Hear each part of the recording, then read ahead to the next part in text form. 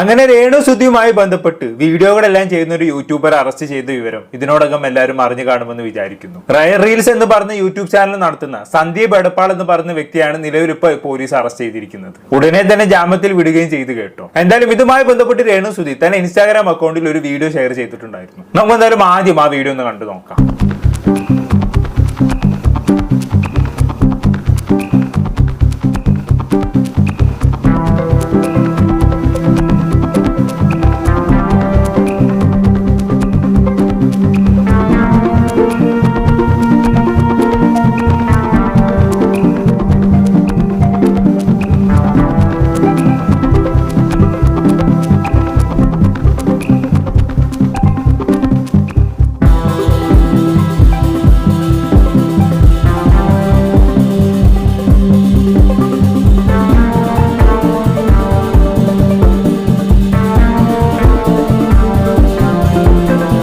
അല്ല, ആരിത് ഫോണും പിടിച്ച് നിൽക്കുന്നത്? രേണുവിന്റെ അച്ഛനായിട്ടുള്ള തങ്കച്ചനല്ലേ അത്? കാത്തിരിക്കായിരുന്നില്ലേ മൊബൈൽ ക്യാമറയും പിടിച്ച് മൂപ്പര് കാർന്ന് ഇറങ്ങുന്നതും കാത്ത്. എന്തായാലും കൊള്ളാം. അപ്പൊ എല്ലാരും അവിടെ സജ്ജമായി നിൽക്കുകയായിരുന്നു എന്ന് അർത്ഥം. എന്തായാലും കൊള്ളാം, ബാക്കിയുടെ കണ്ടോക്കാം.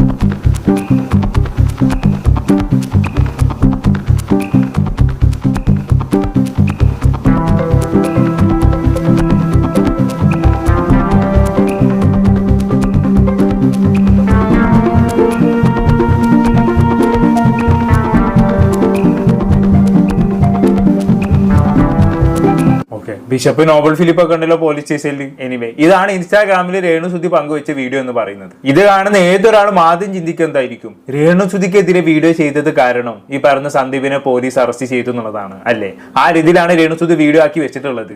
രേണു സുധിക്കെതിരെ സന്ദീപ് ചെയ്ത വീഡിയോകളുടെ തമ്മിൽ എടുത്ത് കാണിക്കുന്നു.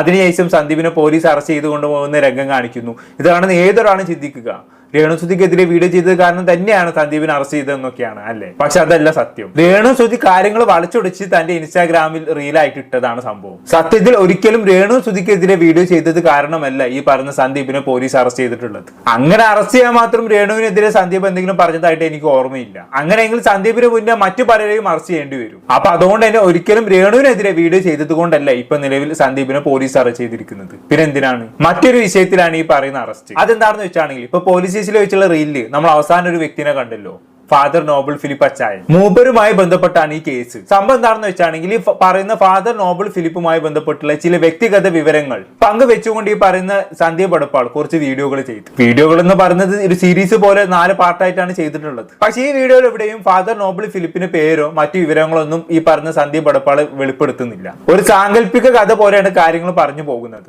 പക്ഷെ ആ വീഡിയോ കാണുന്ന ഏതൊരാൾക്കും മനസ്സിലാക്കും പറയുന്നത് ഫാദർ നോബൽ ഫിലിപ്പിനെ കുറിച്ചാണെന്നുള്ളത്. ഞാൻ വേണമെങ്കിൽ സന്ദീപ് ചെയ്ത വീഡിയോയുടെ ചെറിയൊരു ഭാഗം ഇവിടെ പ്ലേ ചെയ്യിപ്പിച്ച് കാണിച്ചു തരാം. അപ്പോ ഇതാണ് കേട്ടോ നമ്മുടെ അച്ഛൻ സിമ്പിളിന്റെ ഒരു നാൾ വഴികൾ എന്ന് പറയുന്നത്.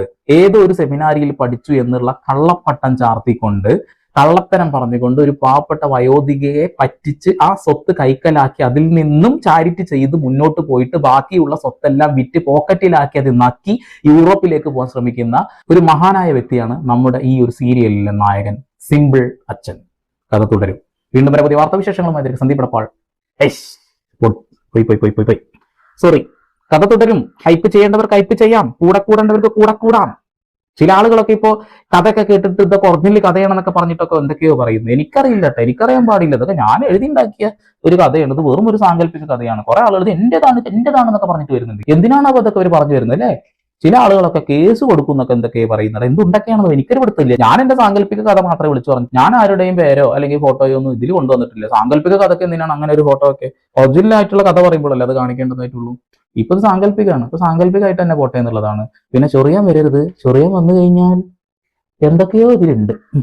ഓക്കെ, അതാണ് എന്തായാലും പറഞ്ഞ പോലെ തന്നെ കേസായി എന്നുള്ളതാണ്. അപ്പൊ ഈ പറഞ്ഞ ഫാദർ നോബൽ ഫിലിപ്പ് അച്ചായൻ ഏതോ വയോവൃദ്ധയായിട്ടുള്ള സ്ത്രീയിൽ നിന്നും സ്ഥലം തട്ടിയെടുത്തു എന്നുള്ള രീതിയിലൊക്കെയാണ് ഇവിടെ സന്ദീപ് പറഞ്ഞു വെക്കുന്നത് അല്ലേ?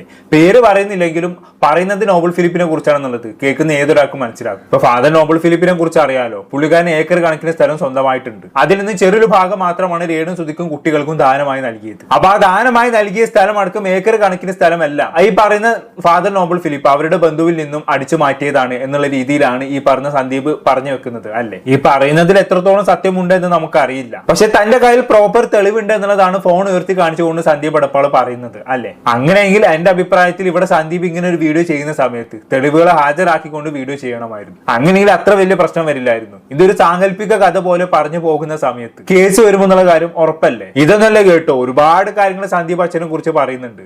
അച്ഛന് 2 പേരെ മുമ്പ് കല്യാണം കഴിച്ചിട്ടുണ്ട്, അതുപോലെ തന്നെ മൂപ്പർക്ക് ബ്ലാക്ക് മാജിക്കിന്റെ പരിപാടികളൊക്കെ ഉണ്ട് എന്നുള്ള രീതിയിലൊക്കെ സന്ദീപ് ഒരുപാട് പറയുന്നുണ്ട്. എല്ലാം കൂടി ഇവിടെ കാണിക്കാൻ പറ്റാത്തതുകൊണ്ടാണ് ഞാൻ കാണിക്കാത്തത്. എന്തായാലും ഇങ്ങനെയൊക്കെ പറയുമ്പോൾ ബിഷപ്പ് നോബൽ ഫിലിപ്പ് കേസ് കൊടുത്തില്ലെങ്കിൽ അത്ഭുതമുള്ളൂ. കാരണം അമ്മാതിരി അലിഗേഷൻ അല്ല മൂപ്പർക്കെതിരെ ഇവിടെ പടച്ചു വിടുന്നത്. ഞാൻ ഒരിക്കലും ഇവിടെ നോബൽ ഫിലിപ്പിനെ സപ്പോർട്ട് ചെയ്യുകയല്ലേ കേട്ടോ, സംഭവത്തിന്റെ പ്രായോഗികതയെ കുറിച്ച് പറഞ്ഞതേ ഉള്ളൂ. എന്തായാലും ഇത്രയുമായ സ്ഥിതിക്ക് എന്റെ ഒരു ഇൻഡ്യൂഷൻ വെച്ച് ഇവിടെ 2 പോസിബിലിറ്റി ആണുള്ളത്. ഒന്ന്, ഇവിടുന്ന് കിട്ടിയ ചില വിവരങ്ങൾ വെച്ച് ഈ പറഞ്ഞ സന്ദീപ് എടപ്പാൾ ഫാദറിനെ കുറിച്ച് ഒരു സ്റ്റോറി അടിച്ചു വിടുന്നു. അത് കാരണം ഈ പറഞ്ഞ ഫാദറിന് ജീവിക്കാൻ പറ്റാത്ത അവസ്ഥ വരുന്നു. അങ്ങനെ പുള്ളിക്കാരൻ പോലീസ് സ്റ്റേഷനിൽ കൊണ്ടുപോയി പരാതി കൊടുക്കുന്നു. ഇനി രണ്ടാമതൊരു പോസിബിലിറ്റി എന്ന് പറയുന്നത് ഈ പറഞ്ഞ സന്ദീപ് എടപ്പാൾ കൃത്യമായ വിവരങ്ങൾ ശേഖരിച്ചതിന്റെ അടിസ്ഥാനത്തിൽ ഒരു സാങ്കല്പിക കഥ എന്നോണം കാര്യങ്ങൾ പബ്ലിക്കിന് മുന്നിൽ അവതരിപ്പിക്കുന്നു. അതിന് പിന്നാലെ തെളിവുകളെല്ലാം എന്റെ കൈവശമുണ്ട്, ആവശ്യമെങ്കിൽ ഞാൻ അതെല്ലാം പുറത്തുവിടുമെന്നും പബ്ലിക്കിന് മുന്നിൽ പറയുന്നു. ഇത് കണ്ടു ഭയന്ന അച്ഛൻ എന്ത് ചെയ്യുന്നു, പോലീസ് സ്റ്റേഷനിൽ കൊണ്ടുപോയി പരാതി കൊടുക്കുന്നു. അതിന് പിന്നാലെ തെളിവുകളെല്ലാം ശേഖരിച്ചു വെച്ച ആ ഫോൺ പോലീസിനെ കൊണ്ട് പിടിപ്പിക്കുന്നു. ഇങ്ങനെയും നമുക്ക് ചിന്തിക്കാം. ഇതിൽ ഏതാണ് സത്യം എന്നുള്ളത് ഈ സന്ദീപിനും അച്ഛനും മാത്രമേ അറിയത്തുള്ളൂ എന്നുള്ളതാണ്.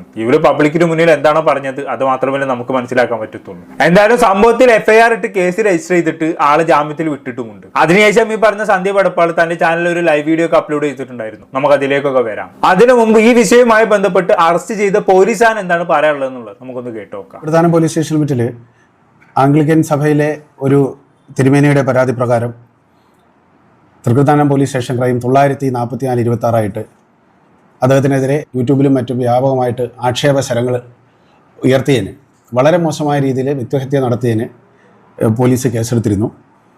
ആ കേസ് പോലീസുകാരോട് സംസാരിക്കുമ്പോൾ ഇടയിൽ കൂടെ FIR കാണിക്കുന്നുണ്ട് അല്ലേ. ഞാൻ വേണമെങ്കിൽ FIR വിവരങ്ങളൊന്ന് വായിച്ചു തരാം, എന്നിട്ട് നമുക്ക് ബാക്കി കേട്ടോക്കാം. പ്രതിക്ക് ആവലാധികാരനെ വ്യക്തിഹത്യ ചെയ്യണമെന്ന മാനഹാനി വരുത്തണമെന്നുമുള്ള ഉദ്ദേശത്തോടും കരുതലോടും കൂടി റയർ റീൽസ് എന്ന യൂട്യൂബ് ചാനൽ വഴി 13/7/2026 തീയതി മുതൽ ആവലാധികാരനെയും കുടുംബത്തെയും സമൂഹത്തിന് മുന്നിൽ അപഹാസ്യപ്പെടുത്തിയും വിധത്തിൽ മോശമായി ചിത്രീകരിച്ച ആവലാധികാരന്റെ തിരുവസ്ത്രം അണിഞ്ഞ ഫോട്ടോ സമൂഹ മാധ്യമങ്ങളിൽ കൂടി പ്രചരിപ്പിച്ചു. ആവലാധികാരൻ സഹോദരങ്ങൾക്ക് നൽകാതെ കുടുംബ സ്വത്ത് തട്ടിയെടുത്തെന്നും ആവലാധികാരൻ കേരളത്തിലും രാജ്യത്തിന്റെ പല ഭാഗത്തും അവിഹിത ബന്ധത്തിൽ ഭാര്യമാരും മക്കളും ഉണ്ടെന്ന് പറഞ്ഞ് ആക്ഷേപിച്ചുമുള്ള വീഡിയോകൾ തുടർച്ചയായി അപ്ലോഡ് ചെയ്ത് ആവലാധികാരന്റെ പൗരോഹിത്യ ശുശ്രൂഷകളെ അപകീർത്തിപ്പെടുത്തിയെന്നുള്ളത് ഇതാണ് FIR രേഖപ്പെടുത്തിയിട്ടുള്ള കാര്യങ്ങൾ. നമ്മൾ തൊട്ടുമുമ്പ് പറഞ്ഞ കാര്യങ്ങളൊക്കെ തന്നെ. എന്തായാലും പോലീസുകാരന് പറയാനുള്ള ബാക്കിയുടെ കേട്ടോക്കാം. കേസിന്റെ അന്വേഷണം പ്രോപ്പറായിട്ട് നടത്തിയിട്ടുള്ളതും ആ പ്രതിയെ സന്ദീപ് എടപ്പാൾ സ്വദേശിയാണ്. അയാളെ എടപ്പാളിൽ നിന്ന് അറസ്റ്റ് ചെയ്ത് കൊണ്ടുവന്നിട്ടുള്ളതാണ്. ആ കേസിൽ ഉൾപ്പെട്ട 2 മൊബൈൽ ഫോണും ലാപ്ടോപ്പും സീസ് ചെയ്ത് കോടതിയിൽ കൊടുത്തിട്ടുള്ളതാണ്. ഈ വ്യക്തി സ്വാതന്ത്ര്യം ഹനിക്കുന്ന രീതിയിൽ അതിനൊക്കെ നമുക്ക് പൗരാവകാശ പ്രകാരം അഭിപ്രായം പറയാനുള്ള സ്വാതന്ത്ര്യം എല്ലാവർക്കും ഉണ്ട്. പക്ഷെ അത് മറ്റു വ്യക്തികളുടെ അവരുടെ സ്വകാര്യ ജീവിതത്തെയും അവരെ വ്യക്തിഹത്യ നടത്തുന്ന തലത്തിലോട്ട് പോയി കഴിഞ്ഞാൽ ഉറപ്പായിട്ടും പോലീസ് കേസെടുക്കും. അത്തരത്തിൽ കേസെടുത്ത് ഇപ്പം നിയമ നടപടി എടുത്തിട്ടുണ്ട്. ഓക്കെ, അപ്പൊ അച്ഛനെ വ്യക്തി സ്വാതന്ത്ര്യത്തിൽ കടന്നു കയറുന്ന രീതിയിലായി പോയി സന്ദീപിന്റെ വീഡിയോ, അതുകൊണ്ടാണ് നടപടി എടുത്തത് എന്നുള്ള രീതിയിലാണ് പോലീസുകാരും പറഞ്ഞു വെക്കുന്നത് അല്ലെ. അതിന്റെ ഭാഗമായി സന്ദീപിന് 2 ഫോണും 1 ലാപ്ടോപ്പും പോലീസ് പിടിച്ചെടുത്തിട്ടുണ്ട്. ഇനിയിപ്പോ സന്ദീപിന് വീഡിയോ ചെയ്യണമെന്നുണ്ടെങ്കിൽ പുതിയ ലാപ്ടോപ്പും ഫോണും വാങ്ങിക്കേണ്ടിയിരിക്കുന്നു. അതൊന്നും സന്ദീപിനെ സംബന്ധിച്ചിടത്തോളം വിഷയമുള്ള കാര്യമില്ല, ഏതൊരാൾക്ക് വാങ്ങിക്കാവുന്നതല്ലേ ഉള്ളൂ. പക്ഷെ പ്രശ്നം കിടക്കുന്നത് എവിടെയാണെന്ന് വെച്ചാണെങ്കിൽ സന്ദീപ് ചെയ്ത വീഡിയോയിൽ സന്ദീപ് പറയുന്നുണ്ടല്ലോ തെളിവുകളെല്ലാം എന്റെ ഫോണിലുണ്ട് എന്നുള്ളത്. അങ്ങനെയെങ്കിൽ യഥാർത്ഥത്തിൽ ആ തെളിവുകളെല്ലാം ഫോണിൽ ഉണ്ടെങ്കിൽ ആ തെളിവുകളെല്ലാം നശിപ്പിക്കപ്പെടാനുള്ള എല്ലാ സാധ്യതയുമുണ്ട്.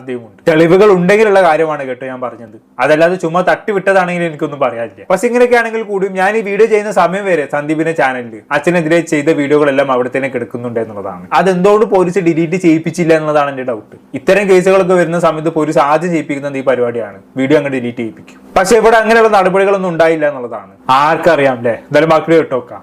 ഇത് റിപ്പീറ്റ് ചെയ്യുന്ന പക്ഷം തുടർന്നും അതിശക്തമായ നടപടി ഉണ്ടാവും. ഇത്തരം പ്രവർത്തികൾ ആവർത്തിക്കുന്ന പക്ഷം കൂടുതൽ ശക്തമായ വകുപ്പുകൾ ചേർത്ത് കർശനമായ നിയമ നടപടിയായിട്ട് പോലീസ് മുന്നോട്ട് പോകുന്നതാണ്. അയാളുടെ വീട്ടിൽ നിന്നാണ് പ്രതി അറസ്റ്റ് ചെയ്തത്. നിരന്തരമായിട്ട് ഈ പിതാവിനെതിരെ ഇടുകയായിരുന്നു. ഒരു 2-3 വീഡിയോ വിഷ്വൽസ് തന്നെ നമുക്ക് ലഭിച്ചിട്ടുണ്ട്. ഇത് പോലീസ് കൺവിക്ഷനിലേക്ക് എത്തിക്കാനുള്ള കൃത്യമായ അന്വേഷണം ഇതിനകത്ത് നടത്തുന്നതാണ്. ഇത് ഒരു തരത്തിലും നമുക്ക് പോലീസിനായാലും നമ്മുടെ നിയമവ്യവസ്ഥയ്ക്കായാലും ഒരു ജനാധിപത്യ സമൂഹത്തിന് ഉൾക്കൊള്ളാൻ പറ്റാത്ത രീതിയിലുള്ള വിഷ്വൽസാണ് പലപ്പോഴും ഇത്തരത്തിലുള്ള ആളുകൾ ഇടുന്നത്. സ്വാഭാവികമായിട്ടും ഇത് വിവിധ പോലീസ് സ്റ്റേഷനിൽ ഇതിനൊക്കെയുള്ള കേസെടുക്കുന്നുണ്ട്. ഇങ്ങനെ യൂട്യൂബർമാർ അവരുടെ ഒരു സ്വാർത്ഥ താല്പര്യത്തിന് വേണ്ടിയിട്ട് ഇങ്ങനെയുള്ള വാർത്തകൾ ഇടുന്നത് ശക്തമായ നിയമ നടപടികളിലൂടെ ഇല്ലാതാക്കാനുള്ള ശ്രമം പോലീസ് ചെയ്തു വരുന്നുണ്ട്. ഉണ്ടാവും. നിയമ നടപടി, കൃത്യമായ നിയമ നടപടി എടുക്കുന്നുണ്ട്. ഇനി ആവർത്തിച്ചാൽ ഇതിലും കഠിനമായ രീതിയിലുള്ള നോൺ ബെയിലബിൾ സെക്ഷൻസ് തന്നെ ഇട്ടിട്ട് നമ്മൾ റിമാൻഡിലോട്ട് കടക്കുന്ന രീതിയിലുള്ള നടപടിയെടുക്കും.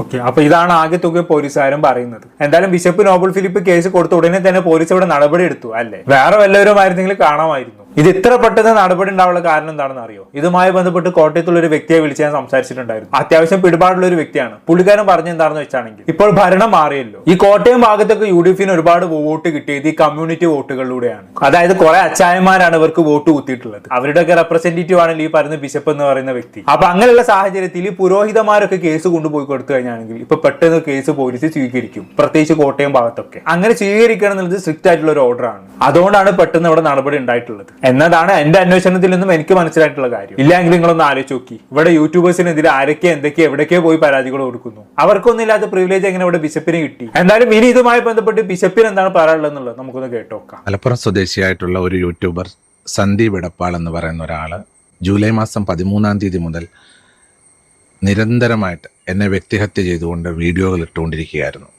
ആദ്യത്തെ 1-2 വീഡിയോസ് കണ്ടപ്പോൾ ഞാനത് ഇഗ്നോർ ചെയ്തു, അത് പോട്ടെ എന്ന് ചിന്തിച്ചു. പക്ഷേ ഒരു ദിവസം 2-3 വീഡിയോ വെച്ച് നിരന്തരമായിട്ട് ഈ സന്ദീപ് എടപ്പാൾ എന്ന് പറയുന്ന യൂട്യൂബർ ഇങ്ങനെ ഇട്ട് എൻ്റെ മിഷണറി ജീവിതത്തെ, എൻ്റെ വൈദിക വൃത്തിയെ, എൻ്റെ കുടുംബത്തെ, സഭാപ്രവർത്തനങ്ങളെ എല്ലാം തകർത്ത് താറുമാറാക്കുന്ന രീതിയിലുള്ള വീഡിയോകൾ നിരന്തരം വന്നപ്പോൾ സഭാജനങ്ങൾ എനിക്ക് ഈ വീഡിയോയുടെ ലിങ്ക് അയച്ചു തരികയും ഞാൻ അതിൽ കയറുമ്പോൾ വളരെ വേദനാജനകമായ ദുഷ്പ്രചരണങ്ങൾ എനിക്കെതിരെ നിരന്തരം, അതും ഏറ്റവും മോശമായ രീതിയിൽ, മനസ്സിനെ വേദനിപ്പിക്കത്തക്ക രീതിയിൽ കുടുംബാംഗങ്ങൾക്കും എനിക്കും താങ്ങാവുന്നതിനപ്പുറമായിട്ടുള്ള വേദനാജനകമായ വീഡിയോ ഇട്ടത് ഞാൻ തൃക്കൊടിത്താനം പോലീസിൽ ഈ സന്ദീപ് എടപ്പാളിനെതിരെ പരാതിയുമായി ചെന്നത്. ആ പരാതി അവർ പരിശോധിച്ച ശേഷം ചങ്ങനാശ്ശേരി DYSP ബഹുമാനപ്പെട്ട Ashad sir, Thrikkodithanam SHO Aneesh sir, അങ്ങനെയുള്ളവരെല്ലാം അത് അന്വേഷിച്ചു. അങ്ങനെ ഈ പ്രതിയെ സന്ദീപ് എടപ്പാളിനെ കഴിഞ്ഞ ദിവസം അദ്ദേഹത്തിൻ്റെ വസതിയിൽ എടപ്പാളിൽ പോയി അറസ്റ്റ് ചെയ്ത് സ്റ്റേഷനിൽ കൊണ്ടുവന്നിട്ടുള്ളതാണ്. എനിക്ക് ഒരിക്കൽ പോലും ഒരു മുൻപരിചയമുള്ള ഒരാളല്ല. ഞാൻ ഇദ്ദേഹത്തെ കണ്ടിട്ടില്ല, സംസാരിച്ചിട്ടില്ല, ഇദ്ദേഹത്തെ എനിക്ക് അറിയത്തില്ല. എനിക്ക് ഈ വ്യക്തിയുമായിട്ട് യാതൊരു മുൻപരിചയമോ ബന്ധമോ ഇല്ലാത്ത ഒരാളാണ്. അവർക്ക് യൂട്യൂബിൽ നിന്ന് ലഭിക്കുന്ന വരുമാനങ്ങൾ പ്രതീക്ഷിച്ച് എന്നെപ്പോലുള്ള നിരവധി പേരെ ജീവിതം ഇല്ലാതാക്കുന്ന രീതിയിലുള്ള കണ്ടന്റുകൾ ഉണ്ടാക്കി അവർ സമൂഹത്തിൽ ഏറ്റവും അധികം വേദനിപ്പിക്കുന്ന അനുഭവമാണ് ഇപ്പോൾ കണ്ടുവന്നുകൊണ്ടിരിക്കുന്നത്. എനിക്കത് താങ്ങാവുന്നതിനപ്പുറമായതുകൊണ്ടാണ് ഞാൻ പരാതിയുമായിട്ട് മുൻപോട്ട് പോയത്. ഞാനും ഒരു മനുഷ്യനാണ്, എനിക്കും ഈ ഭൂമിയിൽ ജീവിക്കാനുള്ള സാഹചര്യമുണ്ട്, അവകാശമുണ്ട്. ഞാനൊരു ഇന്ത്യൻ പൗരനാണ്, രാജ്യത്തിൻ്റെ നിയമങ്ങൾ അനുസരിച്ച് ജീവിക്കുന്ന ഒരു പൗരനാണ്. അപ്പോൾ എനിക്ക് മുൻപോട്ട് പോകണം. അതുകൊണ്ട് തീർച്ചയായിട്ടും ഇങ്ങനെയുള്ളവർക്കെതിരെ പരാതിയുമായിട്ട് തന്നെ മുൻപോട്ട് പോകാനാണ് എൻ്റെ തീരുമാനം. ഓക്കെ, ഇതാണ് ആകെ തുക അച്ഛന് പറയാനുള്ള കാര്യങ്ങൾ എന്ന് പറയുന്നത്. എന്തായാലും ഞാൻ നേരത്തെ പറഞ്ഞല്ലോ സന്ദീപ് എടപ്പാളിന് സ്റ്റേഷൻ ജാമ്യം കിട്ടിയിട്ടുണ്ട് എന്നുള്ളത്. ഇനി ഈ സ്റ്റേഷൻ ജാമ്യം കിട്ടി പുറത്തിറങ്ങിയതിന് ശേഷം ഈ പറഞ്ഞ സന്ദീപ് എടപ്പാൾ മാധ്യമങ്ങൾ കണ്ട് എന്തൊക്കെയോ പറയുന്നുണ്ട്. നമ്മൾ എന്തായാലും അന്ന് കേട്ടോക്കാം. നീതിക്ക് വേണ്ടിയിട്ട് ഈ തക്കല്ല ആകാശപരമാണെങ്കിൽ നമ്മൾ പോകും. നീതി എല്ലാവർക്കും ഒരേപോലെയാണ്. അത് നേടിയെടുക്കാനേ കോടതി ഉണ്ടോ? അതൊക്കെ വരും ദിവസം പറയാം. ഈ മാസം 30-ാം തീയതി എല്ലാവരും കൂടി പോയി രാവിലെ 10 മണിക്ക്.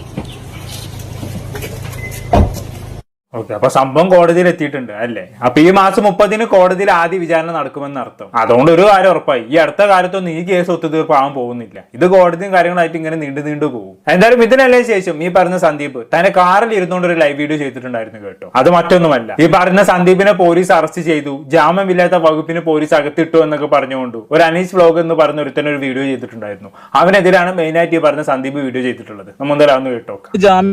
സെൻട്രൽ ജയിലിലാണ് ഇപ്പൊ കിടക്കുന്നത്. അനീഷ് വ്ലോഗിനൊക്കെ ആരാണോ ഇൻഫർമേഷൻ കൊടുത്തത്? ജാമ്യം കിട്ടിയിട്ട് പോണ വഴിയാണ്. ഇവിടെ റൂമിൽ കയറിയിട്ട് ഒന്ന് കുളിക്കണം, ഒന്ന് പല്ലേക്കാണ്ട്, പല്ലേച്ചില്ല, പിന്നെ പറ്റുമെങ്കിൽ ഒന്ന് തൂറണം. അനീഷേ തൂറിയിട്ടൊക്കെ പോളൂട്ടാ. എടാ എനക്ക് എന്തിന്റെ കേടാടാ?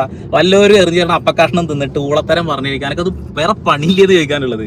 ജാമ്യം കിട്ടാത്ത ഒരു കേസിലല്ല പിടിച്ചു കൊണ്ടുവന്നിട്ടുള്ളത്. ജാമ്യം കിട്ടിയിട്ടുണ്ട്, അതും സ്റ്റേഷൻ ജാമ്യത്തിൽ തന്നെയാണ് പുറത്തിറങ്ങിയിട്ടുള്ളത് എന്നുള്ളതാണ്. ഒന്നേ പറയുന്നുള്ളൂ, സത്യസന്ധമായിട്ട് വീഡിയോ ചെയ്തിട്ടുള്ളത്, സത്യസന്ധമായിട്ട് തന്നെ വീഡിയോ ഞങ്ങളോട് ചെയ്യാനും ആഗ്രഹിക്കുന്നത്.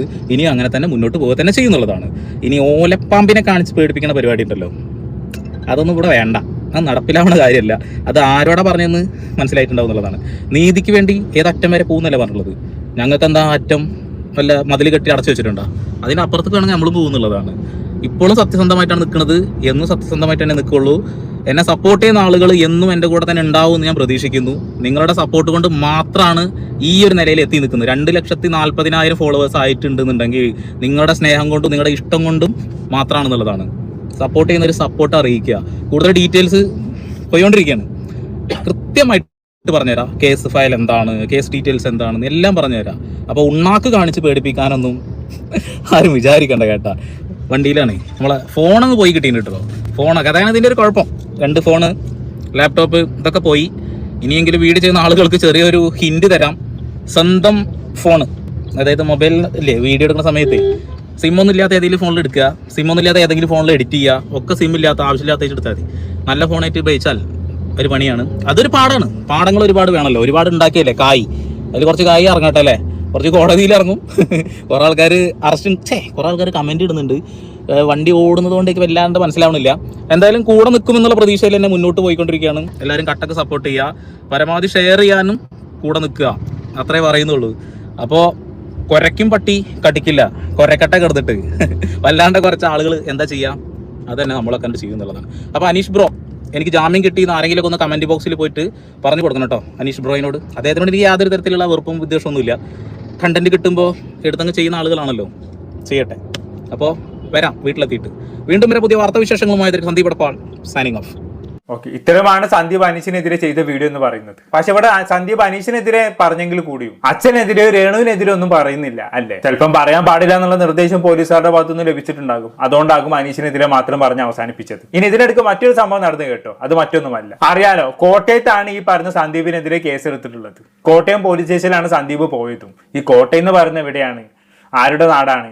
നമ്മുടെ ഷെഫീന ബീവിന്റെ നാടാണ്. അപ്പൊ ഇങ്ങനെ ഒരു സാഹചര്യത്തിൽ സ്വന്തം നാട്ടിൽ വെച്ച് ഇങ്ങനെ ഒരു കേസ് ഉണ്ടായ സ്ഥിതിക്ക് ഉറപ്പായും ഇടയിൽ കൂടെ കയറി ഗോൾ അടിക്കാൻ ഷെഫീന ബീവി ശ്രമിക്കും അല്ലെ. ഇവിടെയും അത് സംഭവിച്ചു എന്നുള്ളതാണ്. ഈ പറഞ്ഞ സന്ദീപ് പുറത്തിറങ്ങിയതിനു ശേഷം ഷെഫീന ബീവി സന്ദീപിനെ പോയി കണ്ടിട്ടുണ്ടായിരുന്നു കേട്ടോ. അതിനുശേഷം പുള്ളിക്കാരെ ലൈവ് ഇടുകയും ചെയ്തു. നമ്മൾ എന്തായാലും ആ ലൈവ് വീഡിയോ കണ്ടോക്കാം. മാത്രം മതി തോന്നുന്നു അല്ലേ സന്ദീപ്?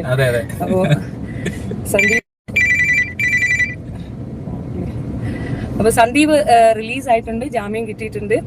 ബാക്കി സന്ദീപിന്റെ ചാനലിൽ കൂടെ സന്ദീപ് പറയുന്നതായിരിക്കും. അപ്പൊ ബ്രോ ചെല്ലി ബ്രോ പോയി ഫ്രഷ് ആയിട്ട് കാര്യങ്ങൾ ചെയ്യാട്ടോ. അല്ല സാറില്ല, നമ്മളിപ്പം എന്താണ്ട് അവിടെ CJP ഒക്കെ നടത്തുന്നുണ്ടല്ലോ, അവര് നടത്തുന്നത് പ്രൊട്ടസ്റ്റ് തന്നെയാണ്. അപ്പൊ അവര് പറയുന്നതിൽ കുഴപ്പമില്ല, നമ്മൾ പറയുന്നതിൽ മാത്രം കുഴപ്പം.